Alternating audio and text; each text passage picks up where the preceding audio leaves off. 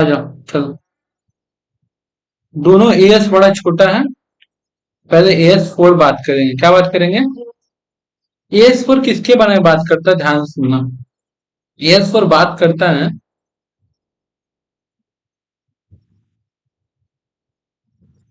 Accounting standards based on items impacting the financial statement. इसमें खाली उन चीजों के बारे में बात होता है जो आपका फाइनेंशियल स्टेटमेंट पे इंपैक्ट डालता है। और फाइनेंशियल स्टेटमेंट क्या होता है? फाइनेंशियल स्टेटमेंट तीन चीज होता है। एक होता है इनकम स्टेटमेंट। क्या होता है? इनकम स्टेटमेंट, जिसको हम लोग बचपन में ट्रेडिंग पीएल बोलते थे, ठीक है, सोल प्रोपरेटर के लिए। एक होता है इनकम स्टेटमेंट, दूसरा हम लोग का होता है बैलेंस शीट, और तीसरा हम लोग का होता है कैश फ्लो। बात समझ तो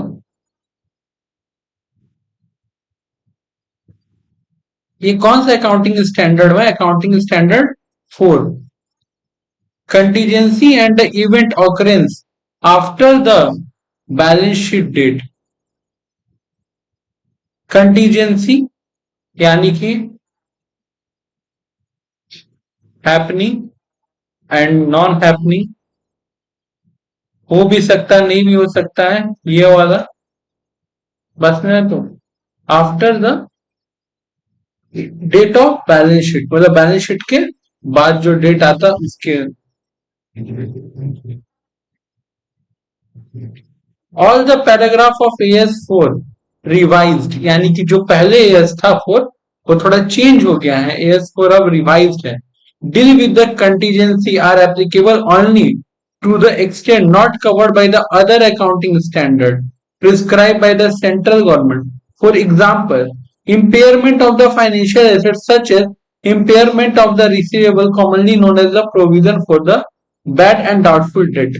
ये कह रहा है कि ये अकाउंटिंग स्टैंडर्ड, ठीक है, only to the extent not covered by the accounting standard prescribed by central government.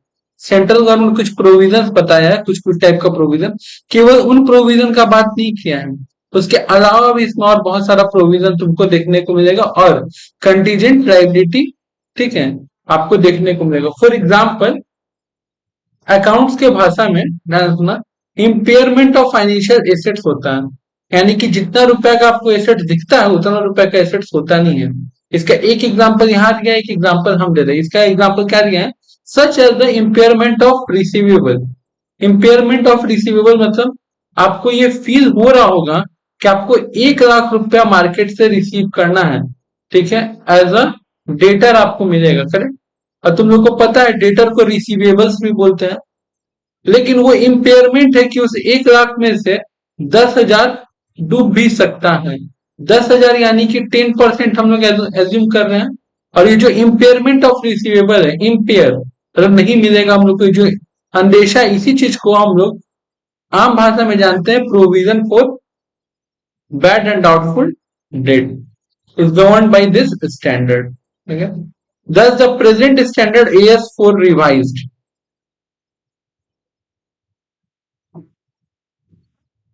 deal with the treatment disclosure requirement in the financial statement of the event occurring after the balance sheet।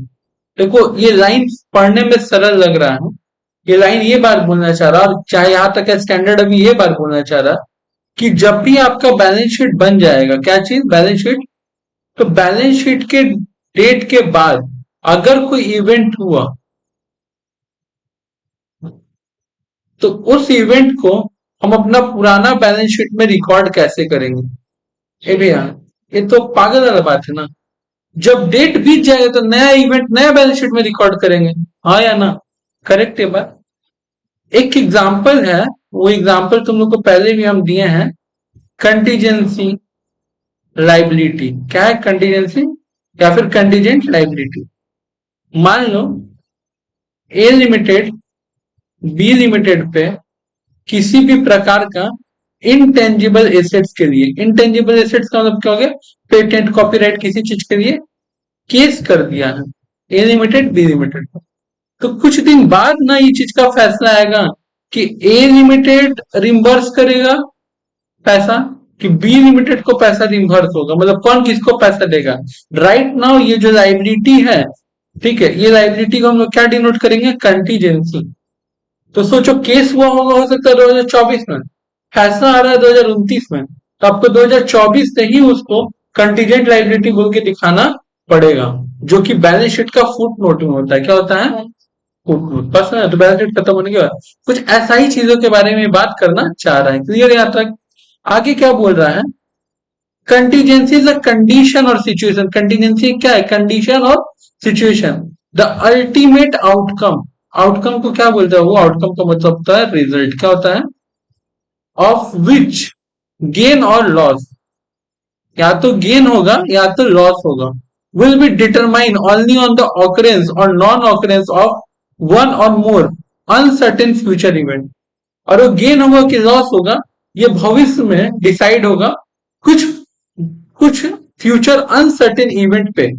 Uncertain जिसको आप certain नहीं कर सकते। अगर मेरे को ये लग रहा है कि एग्जाम्पल के समझो कि मेरा पैसा डूब सकता है, तो हम पैसा जल्दी रिकवर करने का कोशिश करेंगे, या हम नेक्स्ट ईयर से कोई प्लान बनाएंगे, हाँ या ना। लेकिन कंटीजेंसी में है ही नहीं, आप प्लान बना भी नहीं सकते हो। बस है कि कितना का कोर्ट, मान लो कोर्ट ऑर्डर दिया कि ए लिमिटेड को बी लिमिटेड को पैसा देना है, ऐसा कुछ नहीं है। कितना देना, क्या देना, ये तो तुम्हारे हाथ में है ही नहीं। पीबीडीडी में क्या होता था, इस साल मेरा 10,000 रुपए डूब गया, तो नेक्स्ट ईयर हमको क्या करना है, रिकवरी जल्दी करना है पैसा का, कम माल उधार में बेचना है। बात समझ आया तो। लेकिन यहाँ पे तुम्हारे हाथ में कुछ है ही नहीं। हेलो। हाँ। हाँ बोलो। नहीं नहीं, कल सुबह और कल शाम को, ठीक है।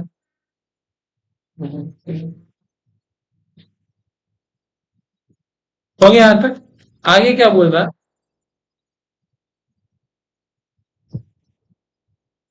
तो अकाउंटिंग ट्रीटमेंट क्या होगा इस कंटीजेंसी लॉस का।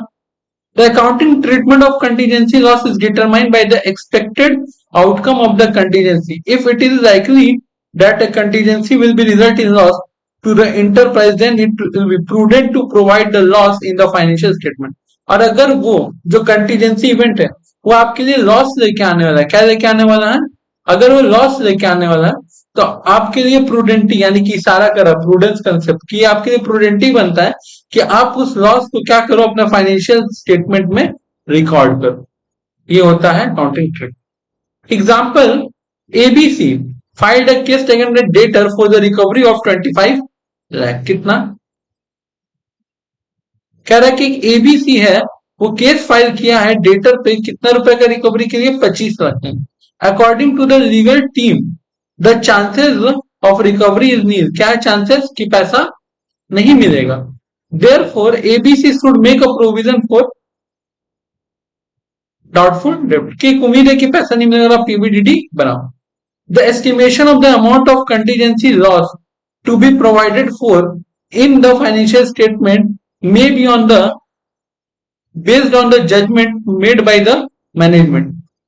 तो पैसा रिकवर नहीं होगा तो तुम्हारे आंख के सामने दिख रहा है कि इस बंदा से हमको, जो मेरा डेटर है, इससे मेरा 25 लाख रुपए रिकवर नहीं होगा। If there is a conflict or insufficient of evidence estimating the amount of the contingency loss, then disclose in the existence and nature of the contingency. तुमको यहाँ पे तो 25 लाख दिख रहा है, लेकिन अगर किसी कारण से तुमको वो अमाउंट नहीं पता है या नहीं पता चल पा रहा कितना का लॉस होगा, बस ना, तब उस चीज को पूरा हम लोग कंटीजेंसी लॉस बोल के डिक्लेयर करेंगे। तब वो नेचर होगा कंटीजेंसी लॉस का। मतलब कि दो चीज के बारे में बात कर, एक बात कर रहा पीबीडीडी के बारे में और एक बात कर रहा है के बारे में। तो पीबीडीडी क्या होता है, जिसमें आपका अमाउंट सर्टेन होता है और वो भी बैलेंस शीट के बाद का रेट होता है। इस साल प्रोविजन बनाए कि मेरा 10,000 रुपए नहीं मिलेगा, हो सकता है नेक्स्ट ईयर बैड डेब्ट रिकवरी हो जाए, तो 10 ही हजार रुपए रिकवर होगा ना, जितना कम प्रोविजन बनाते हुए हैं। इन कंटीजेंसी में ऐसा नहीं है, आपको नहीं पता है, ठीक है, नेचर ऑफ अमाउंट का। तो द एस्टिमेटेड आउटकम, आगे क्या बोल रहा है, the estimated outcome of the financial effect of the contingency are determined by the judgment of the management of the enterprise. The judgment is based on the consideration of the information available up to the date on which financial statement are approved will review the event of the occurring after the balance sheet date, supplemented by the experience of the similar transaction. अच्छा, वो सब पता कैसे लगाएगा पीवीडीटी के बारे में? उसके पास अच्छा खासा इंफॉर्मेशन होगा कि डेटर कैसा है, डेटर इसके पहले ही वैसा बिहेव कर चुका है, ठीक है, चाहे इस तरह का केस में क्या होता है, ठीक है, डेटर लोग अधिकतर पैसा नहीं देता, देता है तो कितना पैसा देता है ये चीज पता होगा। बस जैसे कि एक एग्जाम्पल देता है बैंक का, बैंक का बहुत पैसा पीवीडीडी के सेक्शन में जाता है, ठीक है, तो बैंक को पता रहता है कि लास्ट में कितना इस तरह का इंसान जो ईएमआई का पेमेंट टाइम पे नहीं कर रहा है वो लास्ट में किस हद तक जाएगा, उसको पता रहता है वो बात समझा, तो क्या लास्ट में इतना 4 5 10 12 हजार में सेटलमेंट करेगा, लाख रुपए देना है, 12 15 हजार रुपए देके कोर्ट में क्या करवा देगा, सेटलमेंट करवा देगा, उसको पता है।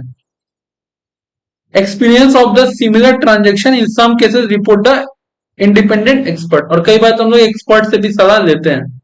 आता क्या है, the existence of the amount of the guarantee obligation from the discounted bill of the exchange and the similar obligation undertaken by the enterprise are generally disclosed in the financial statement by way of note, even though the possibility that a loss of the enterprise occur is remote.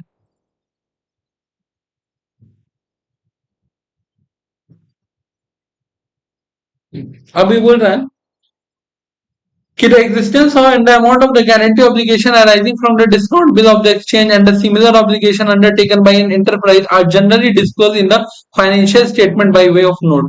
इस line को line मत समझो, इस line को example समझो।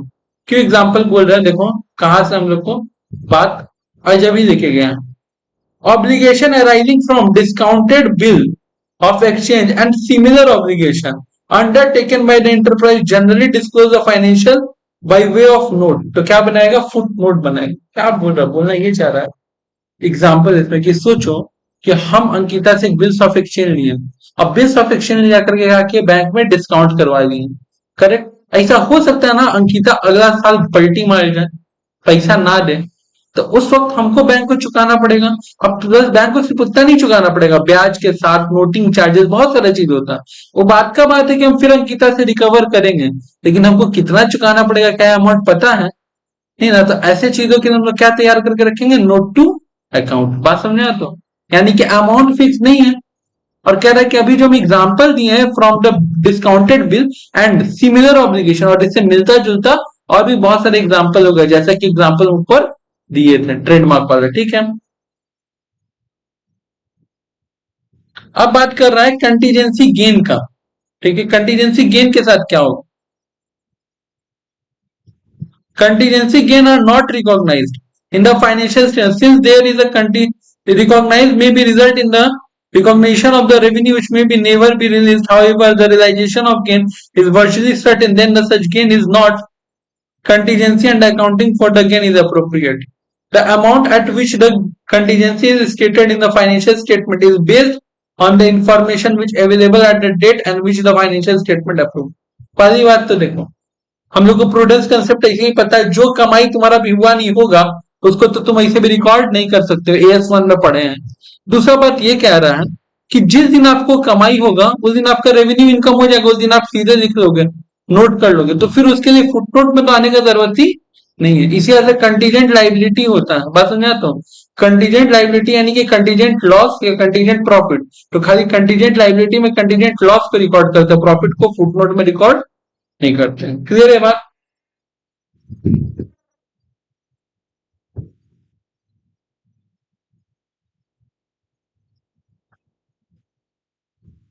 जैसे बहुत अच्छा एग्जांपल दे रहे हैं, तुम लोग फिफ्थ सेमेस्टर में पढ़ा है लेकिन ध्यान नहीं दिया। एग्जांपल देखो, ए लिमिटेड इशू 10% डिवेंचर, सही एंट्री गलत एंट्री का भी बात नहीं है, अभी बात है कंसेप्ट का, क्या है 10% डिवेंचर, ठीक है, रिडीम एट 20% प्रीमियम, इसका एंट्री क्या होगा, कंपनी अभी 10% वाला डिवेंचर इशू करे, 10% बस नाम है, क्या है, नाम है, इस 10% से हमको कोई लेना देना नहीं है, लेकिन जिस दिन रिडीम करेगा उस दिन क्या कैसे करेगा रिडीम, बाबू 20% प्रीमियम के साथ रिडीम करेगा, करेक्ट। इसका जनरल एंट्री क्या होगा, इसका जनरल एंट्री क्या हो गया है देखो। आज पैसा आ रहा है बैंक अकाउंट डेबिट, करेक्ट। कितना पैसा आ रहा है, एक ही डिवेंचर पकड़ के चलते हैं, 100 रुपये। किस चीज का आ रहा है, 10% डिवेंचर का आ रहा है। हम जिस दिन भी रिडीम करेंगे हमको कितना देना पड़ेगा, 20% प्रीमियम। तो एक बार बताओ, जिस दिन भी देंगे हमको प्रीमियम देना पड़ेगा, ये हमको पता है 20%। इसको हम रिकॉर्ड कर सकते हैं, ऐसा तो नहीं अमाउंट नहीं पता है, ठीक है, वही प्रोविजन हुआ, ये प्रोविजन हुआ। नहीं पता रहता तो क्या लिखता है। हाँ, तो अब यहाँ पे हम लोग क्या लिखेंगे, ध्यान से सुनना। यहाँ पे हम लोग लिखेंगे loss on issue of debenture. कितना रुपए का हुआ भैया, 20 रुपए। To premium on redemption, correct हो गया। तो ये, तो कंपनी आज 100 रुपए का डिवेंचर, लेकिन भविष्य में क्या करेगा, 120 रुपए देगा, तो उसका हम एंट्री करनी है, करेक्ट। लॉस था कंपनी का नुकसान। अब कंपनी क्या कह रहा है, A limited issue 10% debenture of ₹100 redeem at 20% discount. जिस दिन रिडीम करेगा उस दिन क्या करेगा, 20% डिस्काउंट। एक बात बता, जिस दिन करेगा उस दिन ना, और ये तो इनकम है, तो अभी फिलहाल एंट्री क्या होगा, bank account debit to 10% debenture. कितना भैया, 100 रुपया, 100 रुपया। इनकम रिकॉर्ड नहीं होना, बात सुन में तो यही चीज यहाँ पे समझाना चाह रहा है, कोई दिक्कत होगा, और वो रिकॉर्ड नहीं होगा। क्लियर है तक बात। अब आगे बढ़ते हैं, आगे हमको क्या बोल रहा है, event occurring after the balance sheet. Balance sheet के बाद जो भी इवेंट होगा, वो इवेंट क्या होगा, दो तरह का होगा। एक आपके हित में होगा, फेवरेबल, और एक आपके अहित में होगा, मतलब फेवरेबल और अनफेवरेबल। इसको हम लोग क्या बोल सकते हैं, पॉजिटिव, ठीक है। इसको हम लोग क्या कह सकते हैं, निगेटिव। इसके अलावा एक और नाम बोल सकते हैं इसको, एडवर्स, क्या बोल सकते हैं, कॉस्ट में पढ़े हैं। इसके अलावा एक और नाम बोल सकते हैं, डेबिट। इसको एक और नाम बोल सकते हैं, क्रेडिट। क्योंकि एज पर गोल्डन रूल, कोई भी प्रॉफिट क्रेडिट नेचर का होता है, फेवरेबल यानी पॉजिटिव फायदा है तो क्रेडिट, और कोई भी नुकसान आपका डेबिट नेचर का होता है। क्लियर है, ये सब अलग अलग नाम है।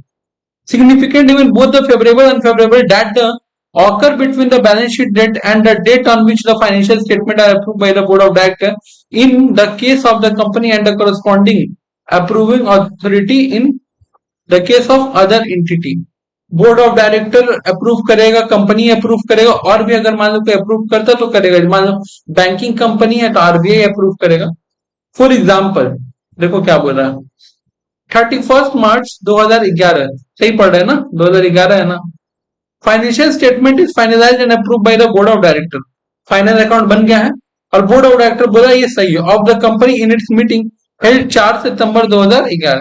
इन the case the event taking place on 1 April 2011 to 4 September are termed as the event occurring after the balance sheet date. ये बात हो रहा था ना कि बैलेंस शीट बन जाने के बाद अगर कुछ हुआ तो वो कौन सा पीरियड होगा, तो जब तक मीटिंग नहीं हो जाता, ध्यान से देखना,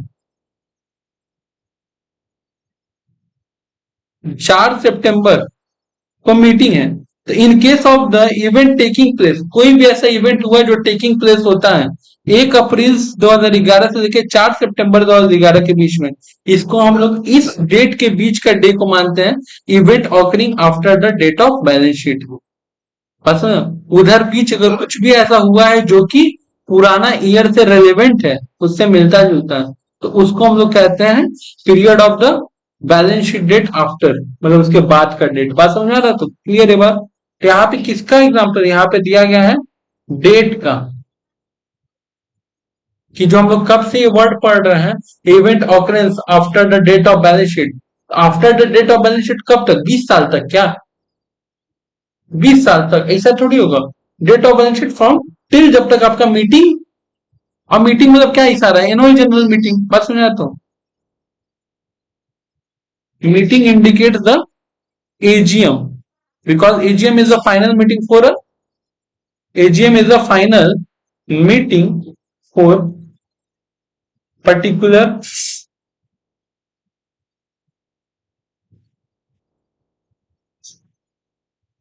period. ठीक है यहां तक आगे क्या बोल रहा है, तो इतना समझ में आ गया कि जो इवेंट होता है दो तरह का होता है, फेवरेबल और अनफेवरेबल, ठीक है। अच्छा, यहाँ बार बार एक ही वर्ड यूज कर रहा है, event event event event use कर रहा ना, याद रखना कौन सा इवेंट, ट्रांजेक्शनल इवेंट, कौन सा इवेंट, ट्रांजेक्शनल इवेंट। दो तरह का इवेंट होता है, ट्रांजेक्शनल और non transactional event. Non transactional event का बात नहीं कर रहा है।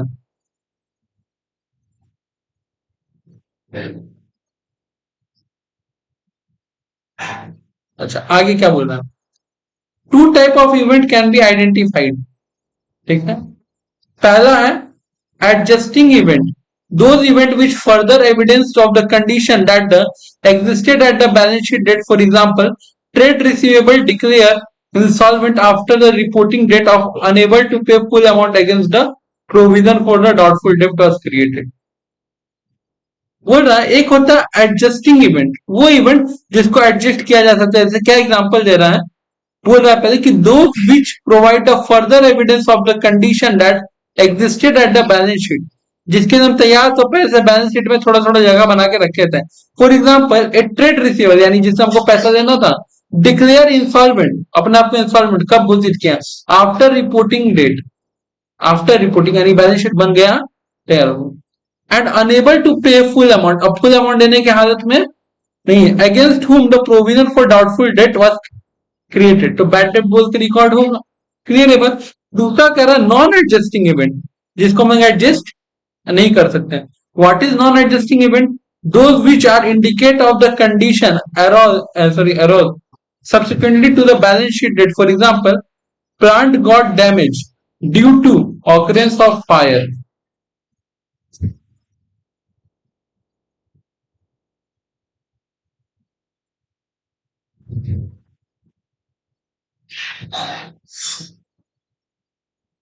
कुछ ऐसा जिसको आप एडजस्ट नहीं कर सकते। देखो मेरे को डेटर बोला था, मतलब मेरे को शक था कि डेटर पैसा नहीं देगा, तो हम तो हर महीना थोड़ा थोड़ा पीपीटीडी बनाए थे ना, लेकिन मेरा मशीन अचानक से जल गया, प्लांट में अचानक से आग लग गया, तो इसके लिए तो हम कुछ नहीं ना बना के रखे थे। हाँ एक बात है कि भैया इंश्योरेंस तो करवा सकते थे ना, तो हर कंपनी इंश्योरेंस थोड़ी करवाता, हर कंपनी का कैपेबिलिटी थोड़ी है। मेरा ही ट्यूशन हम इंश्योरेंस करवाने की कैपेबिलिटी थोड़ी रखते हैं। बात समझ आया तो, हर चीज का भी, टीवी का भी, लैपटॉप का भी, सबका भी कुछ भी हो सकता है। बात समझ आया तो हम लोग ऐसा कह सकते हैं ना, एडजस्टिंग इवेंट उस इवेंट को कहते हैं, मेरा बात ध्यान से सुनना, एडजस्टिंग इवेंट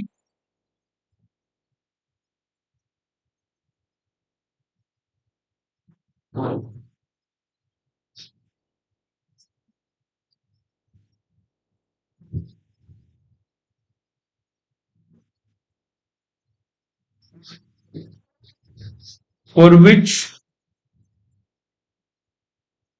ऑर्गेनाइजेशन और एंटिटी ऑलरेडी प्रिपेयर, जिसके भी पहले से क्या रहता है, प्रिपेयर, ठीक है। Non adjusting are those event for which entity not prepare. Example दे घटिया था, तुम्हारा रिलेशनशिप में ब्रेकअप होगा, ये प्रिपेयर हो कहीं ना कहीं, लेकिन माँ बाप का डिवोर्स हो जाएगा इसके लिए प्रिपेयर थोड़ी है, ये तो अचानक धक्का लगेगा, है कि नहीं है। और वो भी इतने बड़े होंगे, बचपन में हो गया रहता तो हो गया रहता, सबके अरबाज खान और मलेका अरोड़ा खान थोड़ी है। क्लियर यहाँ तक, कोई दिक्कत नहीं है। अब याद रहेगा एडजस्टिंग नॉन एडजस्टिंग इवेंट। अच्छा जाओ,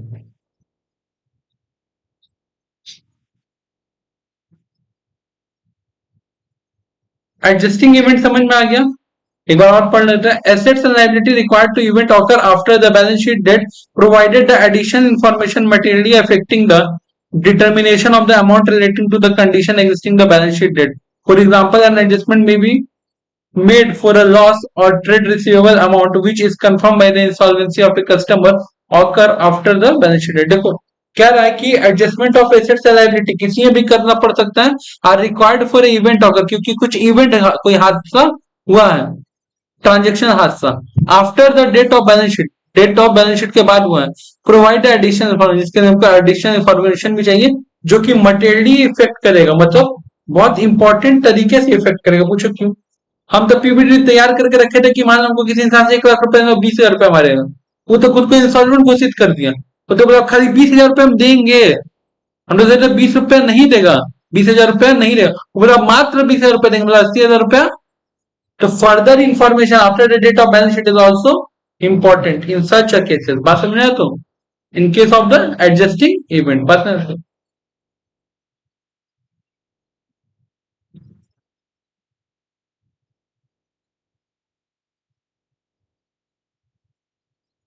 Adjustment of the assets and liability not appropriate for the event occurring after the balance sheet date if the event do not relate to the condition existing at the balance sheet date. An example, a decline in the market value of investment between the balance sheet date and the date on which the balance sheet are approved. ऐसा हो सकता है जिस दिन मेरा balance sheet बना और जिस दिन मेरा बैलेंस शीट अप्रूव हुआ, दोनों डेट के बीच में एक नुकसान हो सकता है, जो हम इन्वेस्टमेंट किए थे उसका मार्केट वैल्यू बढ़ और घट सकता है। ठीक है, ordinary fluctuation in the market value do not normally relate to the condition of the investment of the balance sheet. अगर वो नॉर्मल होगा, ठीक है, ऑर्डिनरी फ्लक्चुएशन होगा, मतलब इतना फ्लक्चुएशन तो आमतौर पे चलता है, तब तो कोई दिक्कत का बात नहीं है, ठीक है, but reflect the circumstances which occurred in the following period, लेकिन उसका आपको इफेक्ट फॉलोइंग पीरियड आने वाले समय में दिखाना पड़ेगा। Event occurring after the balance sheet date do not affect the figure stated in the financial statement would not normally require a disclose in the financial statement. कुछ अमाउंट ऐसा होता है जो फ्लक्चुएट करता है, लेकिन उसको आमतौर पे बैलेंस शीट में दिखाने की जरूरत नहीं होता है। जैसे तुमको अभी एग्जांपल बताया कि किसी चीज का मार्केट वैल्यू घट जाना या बढ़ जाना, इन्वेस्टमेंट का, और दो they may be such significance that they may require a disclosure in report of approving authority unable to the user of the financial statement to make a proper evaluation and decision। ठीक है, लेकिन उसका effect आपको बाद में दिखाना पड़ता है। वो क्यों दिखाना पड़ता है? क्योंकि उसी के आधार पे आप प्रॉपर इवेल्यूशन और डिसीजन लेते हैं। मजेदार चीज, सबसे इंपॉर्टेंट केस, अब पूरा साल भर मेहनत किसके लिए कर रहा है कंपनी? प्रॉफिट, प्रॉफिट से क्या बांटेगा? डिविडेंड। आइए, डिविडेंड कब डिसाइड होता है? डिविडेंड एजीएम में, जो साल बीतने के बाद होता है।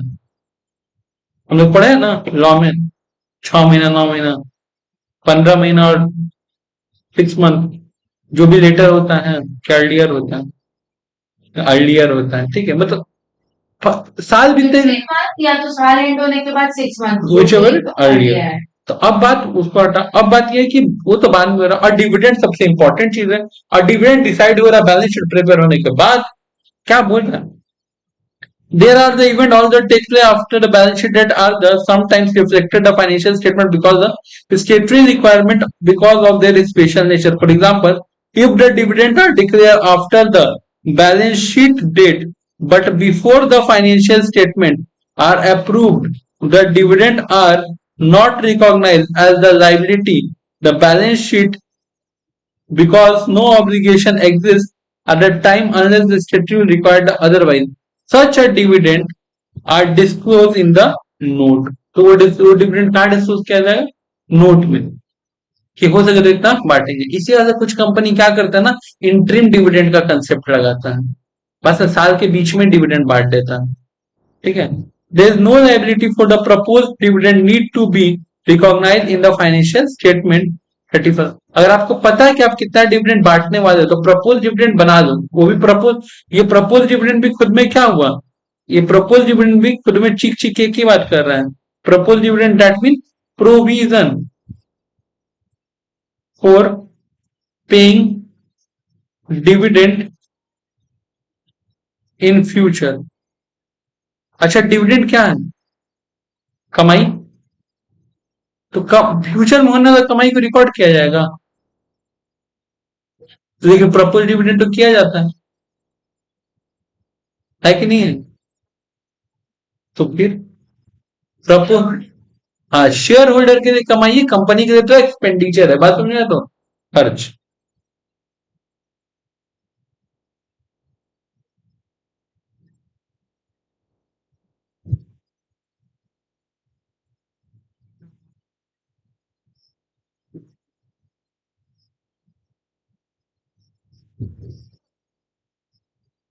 एक चीज हमेशा याद रखना, अकाउंट्स करते वक्त कोई भी लेजर कुछ भी बनाने से पहले किसी का भी टीचर तुम लोग पहले जहां पे भी पढ़ी हो, ये चीज जरूर सिखाया है ऐसे लिखने को, in the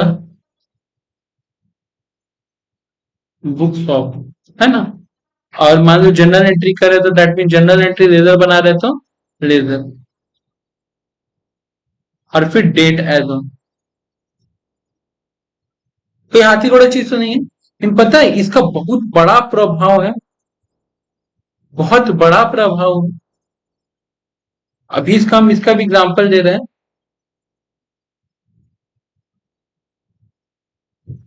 mister x started a business with cash. क्या जनरल एंट्री होगा अंकिता? और mister x started business with cash of ₹10,000। General entry क्या होगा इसमें? क्या है भाई कैश का कैपिटल? पैसा है ना, किसके पास है? कंपनी के पास। कंपनी के पास है, एकदम सही। कंपनी के पास पैसा आया तो cash account debit to capital, correct? Correct, इसमें तो कोई दिक्कत नहीं। कितना रुपया है? अच्छा, मिस्टर एक्स, तुम लोग तो थोड़ा पढ़ लिख लिया को पता है, तो कंपनी है तो बोल के समझ आना, कंपनी सोल प्रोप्राइटर। तो सोल प्रोप्राइटर में तो सेपरेट एंटिटी कंसेप्ट नहीं होता है, ठीक है? सोल प्रोप्राइटर तो जो मालिक का वो सुनो। तो मालिक, मालिक कौन है? Mister x. बिजनेस किसका है? एक्स का। कैश किसका है? तो जब वो पैसा दे रहा है तो अब क्या बोलोगी? अगर मिस्टर एक्स तुम्हारा दोस्त होता तो क्या बोलते हैं? मिस्टर एक्स 10,000 रुपए लगा के बिजनेस किया, 10,000 रुपए लगा के डेट मीन इन्वेस्ट करके, तो इतना इन्वेस्टमेंट हुआ है ना। तो अगर हम इन्वेस्टमेंट करें तो इन्वेस्टमेंट तो मेरा एसेट्स है ना, इन्वेस्टमेंट। ये तो मिस्टर एक्स के दोस्त। हाँ, अकाउंट डेबिट टू। तो तुमसे जब हम पूछे तो तुम्हें आंसर बोली बहुत अच्छा, लेकिन अब से कोई पूछे तो ये बात से बहुत जरूरी है, किसका बुक्स ऑफ अकाउंट, क्योंकि हमको डिसाइड करना पड़ेगा क्या मिस्टर एक्स का अकाउंटेंट है कि मिस्टर एक्स के बिजनेस का अकाउंटेंट। देन हम एंट्री करेंगे। इसी वजह से डिविडेंड का भी केस में कि डिविडेंड है तो कमाई, वो शेयर होल्डर के बुक्स ऑफ अकाउंट, और हम तो कंपनी के अकाउंटेंट है। बात समझा? तो कोई दिक्कत ये बात, ये बात का काम यहीं पे नहीं आएगा, ये बात का काम और एक जगह आएगा जब इन्वेस्टमेंट चैप्टर पढ़ोगे, क्योंकि इन्वेस्टमेंट में फिर डिविडेंड रिसीव करना रहेगा, पे थोड़ी करना रहेगा। बात समझा? तो अभी तो कैपिटल कैपिटल कैपिटल पूरा पढ़ते हो, तो डिविडेंड दो, ये दो, वो दो, उस टाइम पूरा नेचर ही चेंज हो जाएगा, क्योंकि आपको वापस लेना है। क्लियर ये बात?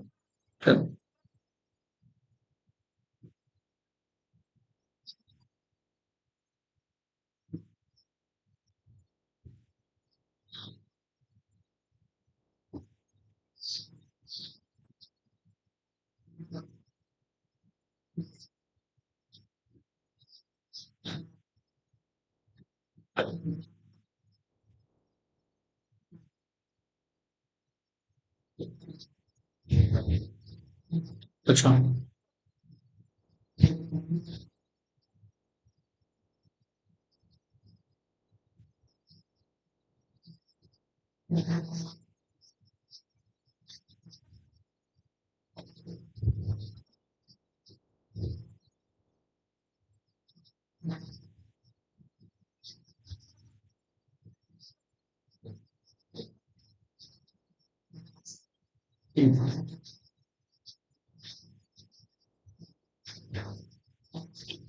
ये पूरा जो ऊपर हम लोग पढ़े उसका चार्ट बना के दिया हुआ है, ठीक है?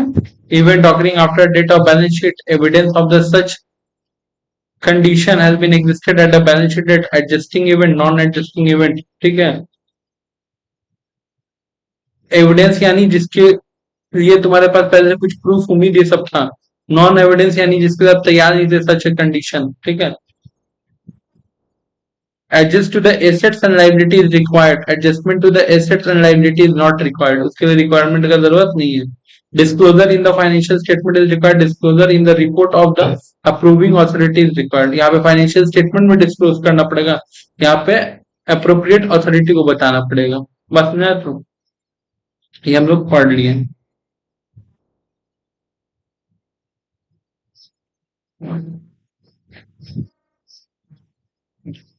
Disclosure. Disclosure of the event occurring after the balance sheet date requires the following information provide the event. अब आपको डिस्क्लोज करना है, इतना तो पता है। और क्या चीज डिस्क्लोज करना है? Contingent liability. तो जब आपको कंटीजेंट लायबिलिटी डिस्क्लोज करना है या फिर प्रोविजन में डिस्क्लोज करना है, तो उसके संग क्या क्या दो चीज डिस्क्लोज करना है। एक तो नेचर ऑफ इवेंट, किस नेचर का ये इवेंट, बस है। मतलब एक तरह समझो तो तुमको पूरा रेफरेंस देना होगा कि क्यों हुआ, किस वजह से आप इस हालात में आए। करेक्ट ये बात। And estimation of the financial effect, एक एस्टिमेशन देना, अनुमान देना होगा। और the statement that such an estimation can not be made, ठीक है। और आपको जो स्टेटमेंट देना होगा that such an estimation can not be made, यानी कि आपको एस्टिमेशन देना है, लेकिन वो एस्टिमेशन बैलेंस शीट को इफेक्ट नहीं करना चाहिए, क्योंकि एस्टिमेशन कहाँ आएगा? फुट नोट में आएगा। बात समझ में आया? तो कोई दिक्कत इसमें? देखो अभी, अब यहाँ पे एग्जाम्पल है, फिर इलस्ट्रेशन है। क्या बोल रहा है एग्जाम्पल 1? एक कंपनी फॉलो अप्रैल टू मार्च, इसको क्या बोलते हैं? Financial year. अच्छा, जनवरी टू दिसंबर को क्या बोलते हैं? Calendar year. इन दोनों को क्या बोलते हैं? ये दोनों ही अकाउंटिंग ईयर है। ये भी बात याद रखनी। कोई तुमसे पूछे ना अकाउंटिंग ईयर क्या होता है, मतलब अकाउंटिंग ईयर दो होता है, तुमको कौन सा जानना है? कैलेंडर ईयर होता है, फाइनेंशियल ईयर होता है, और कैलेंडर चलता है। बस है, तो जो उस हिसाब से बस हो जाए। तो एमसीए का होता है। मिनिस्ट्री ऑफ कॉर्पोरेट अफेयर होता ही है वो। नहीं, कोई जॉब भी होता है, कोई डिग्री भी होता है। हाँ होता होगा, मास्टर्स इन कंप्यूटर एप्लीकेशन, जाता हमको पता, एमसीए बीसीए। अच्छा,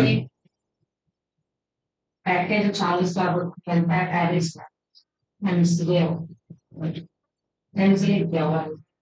the company recognise the cheque date 31st March और before receive from a customer, एक चेक मिला 31st मार्च का, जो कि रिसीव किया कस्टमर से after the balance sheet date before the approval of the financial statement, debiting the check in hand and crediting the debtor account.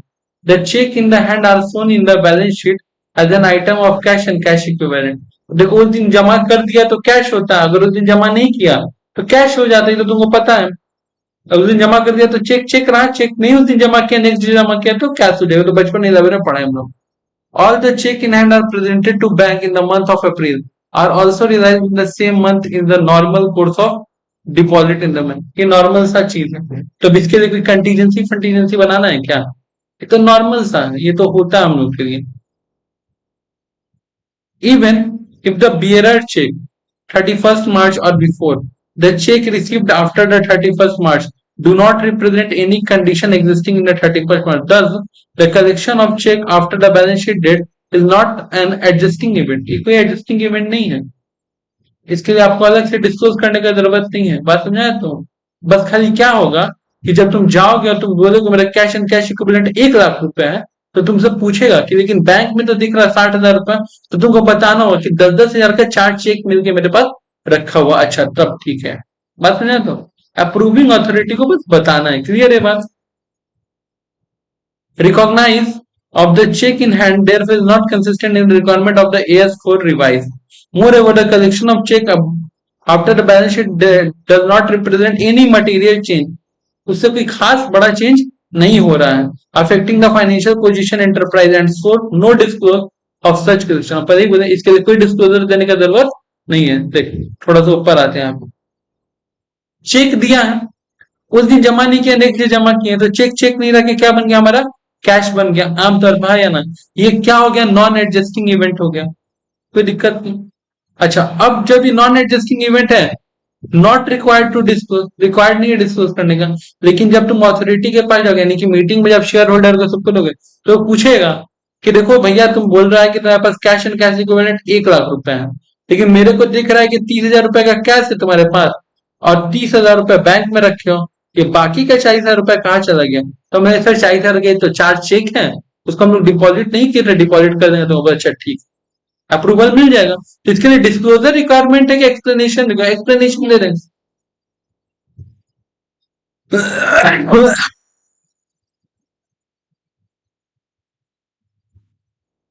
अब आ जाओ,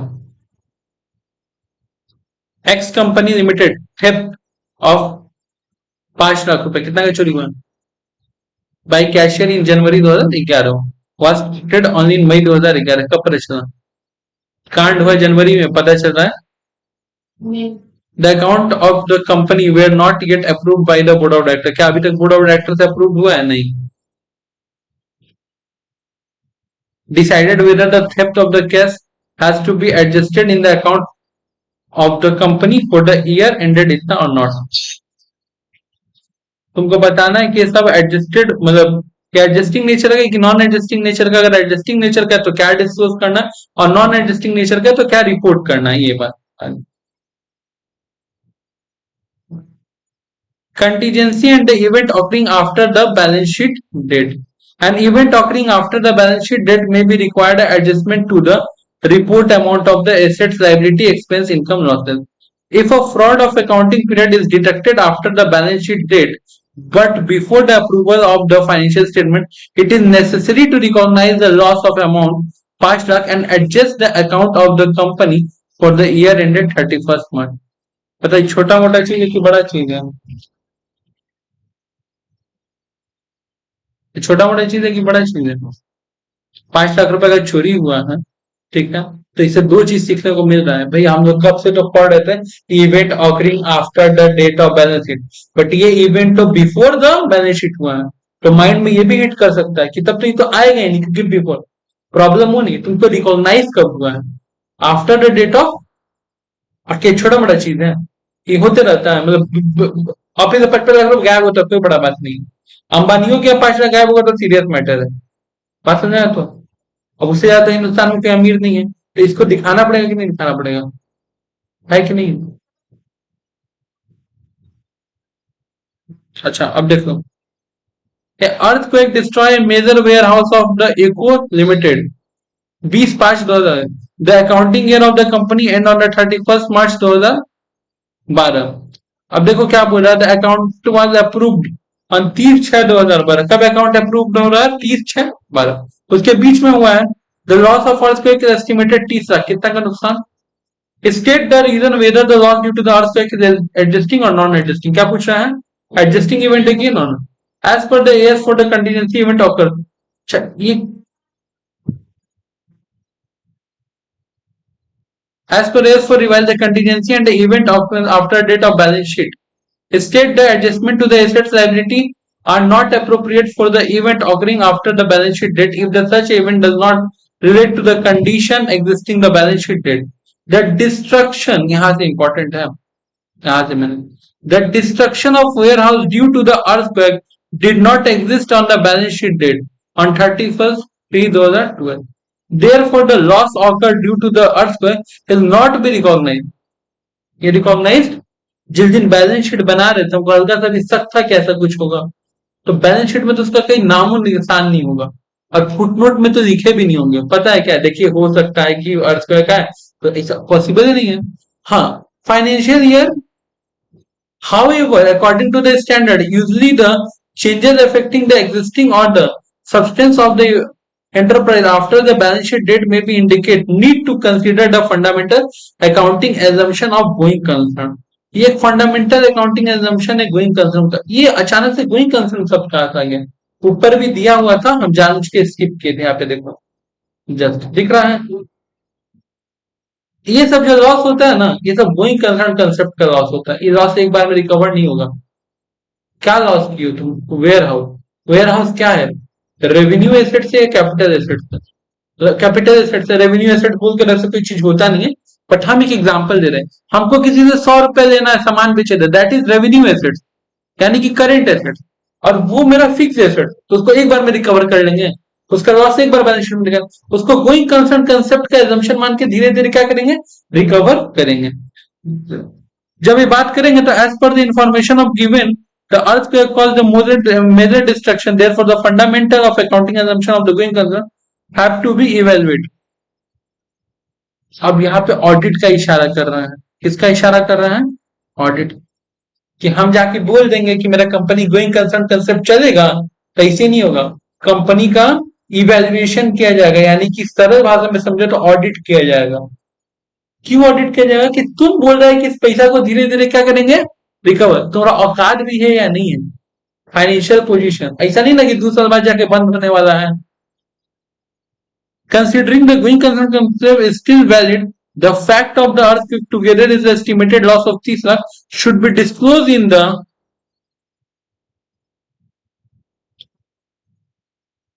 रिपोर्ट ऑफ अप्रूविंग अथॉरिटी। तो बताओ ये क्या था? नॉन एडजस्टिंग इवेंट था, हम लिख तो नहीं पाए थे, सीधे किसको बताना होगा? जाके अप्रूविंग अथॉरिटी को बताना होगा। Enabled user the financial make a proper evaluation और डिसीजन, कि वो प्रॉपर इवेल्युएशन और डिसीजन ले पाए। क्लियर ये बात?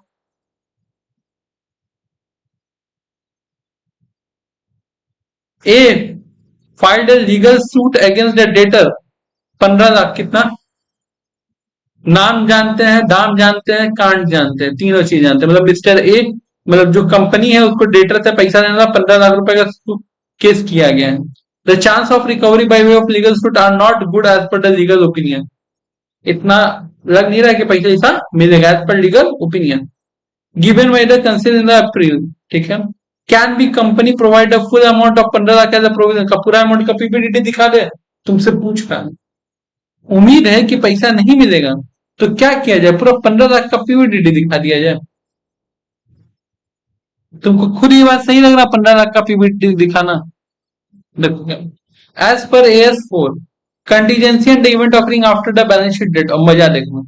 Assets and liability should be adjusted for the event occurring after the balance sheet date, provided the additional evidence to assist the estimation of the amount relating to the condition existing at the balance sheet date in the given case। अब यहां से main है, जो case तुमको given किया गया है,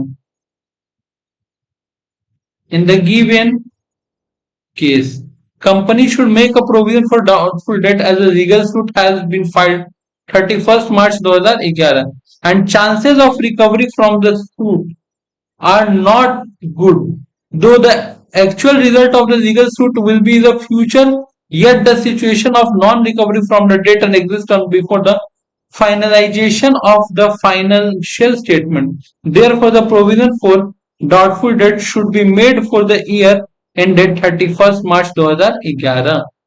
हम लोग को लग रहा था ना कि 14 लाख का प्रोविजन बनाना सही नहीं है। बिल्कुल सही बात है, 14 लाख का प्रोविजन बनाना सही नहीं है। बात समझा? तो लेकिन आपको ये क्या कहते हैं, नोट टू अकाउंट अब दिखाना तो पड़ेगा। बस या तो प्रोविजन बना लो, क्योंकि तुमको तो पैसा देगा नहीं, बात बोल दिया है। प्लस तुम उसके ऊपर लीगल केस भी किए हो, जो तुम्हारे कंपनी के फेवर में लीगल टीम है वही कह रहा है कि इससे पैसा मिलना बहुत मुश्किल है। यानी कि चारों तरफ से उम्मीद क्या है? पैसा is completely chances to be bad डेप्ट, पूरा चांसेस है। तो तुमको अमाउंट पता है, अगर अमाउंट नहीं पता रहता तो क्या बनाते बाबू? फुट नोट लिखते। अमाउंट पता है तुम, हाँ या ना? तो क्या बनाएंगे? पीबीडीडी। और जब पैसा डूब जाएगा तो बैड डेप्ट। क्लियर है बात?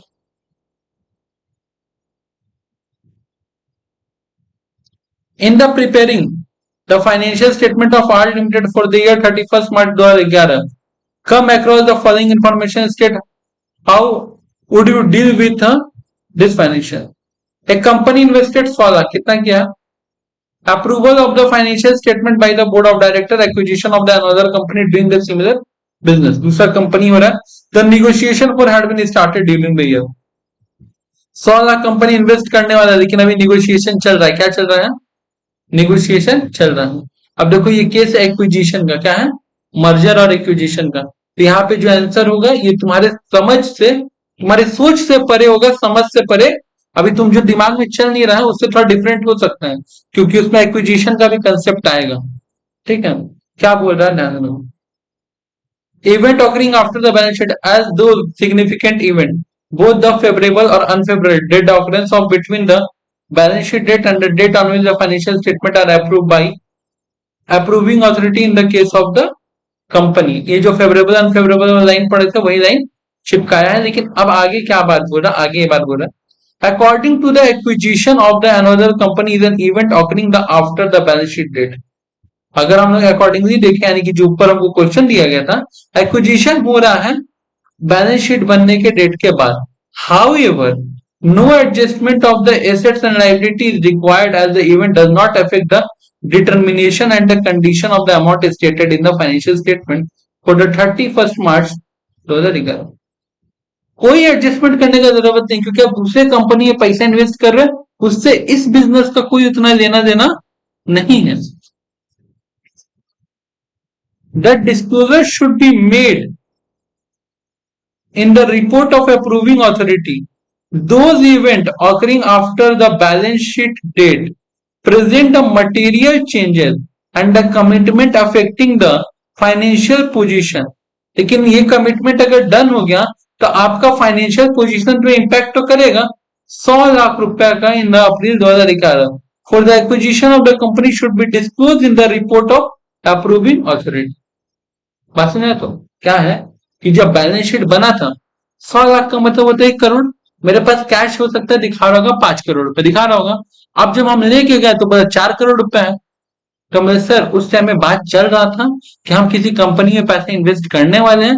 अब जब वो पैसा इन्वेस्ट करने वाले थे तो हम लोग इन्वेस्ट फाइनल हो गया, इन्वेस्टमेंट कर दिए। वो बुक्स ऑफ अकाउंट पे नहीं दिख रहा। हाँ, लेकिन इस तरह का जब बुक्स ऑफ अकाउंट बनेगा तब आपको दिख जाएगा। क्लियर है बात? कोई दिक्कत है? अच्छा, एक चीज सोच रही हो, ध्यान से समझना।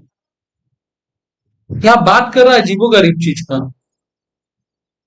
अभी हम क्या बात किए जाए, ध्यान से समझना। हम तुमको ये बात बोले, हमारा कंपनी में बात चल रहा था किसी कंपनी को एक्वायर करने का, यानी कि खरीदने का, हाँ या ना। तो मेरे पास 5 करोड़ रुपया था, बाद में हम 100 करोड़ 1 करोड़ रुपया लगा के कंपनी खरीदे हैं। तो हमसे तो पूछेगा अथॉरिटी कि 1 करोड़ रुपया कहाँ खर्चा किया, तो हम बताएंगे कि कंपनी खरीदा। ऐसा भी नहीं हो सकता 1 करोड़ रुपया का हम परचेज ऑफ गुड्स कर लिए हो, परचेज ऑफ रॉ मटेरियल कर लिए हो। तो ये नहीं पूछेगा, ये नहीं पूछेगा। पूछो क्यों? क्योंकि ये सब मेन फॉर्म ऑफ बिजनेस है, इसी का तो तुम काम धाम कर रहे हो। ये जो अनोखा इवेंट हुआ है ना, हर हर दिन बैठ के तो इन्वेस्टमेंट नहीं ना करते हो। परचेज सेल डेली का, उससे कोई दिक्कत नहीं, लेकिन सीधे 1 करोड़ रुपया गायब। और किस सेक्टर के लिए काहे दिए हो इस कंपनी को? तो भैया कंपनी एक्वायर की है। क्यों एक्वायर की, नहीं एक्वायर की, डिस्कशन होगा। बात समझे? तो क्लियर है बात। अब तुम उसमें से अगर 10 लाख का परचेज किए हो और तुम्हारा 5 करोड़ रुपया क्या होना चाहिए, 4,90,000, उस पर डिस्कशन नहीं होगा। It's a minor difference. अभी बेसिक है कि साल बीते 1 महीना हो गया है तो परचेज सेल तुम्हारे स्टार्ट हो चुका होगा। बात समझे? तो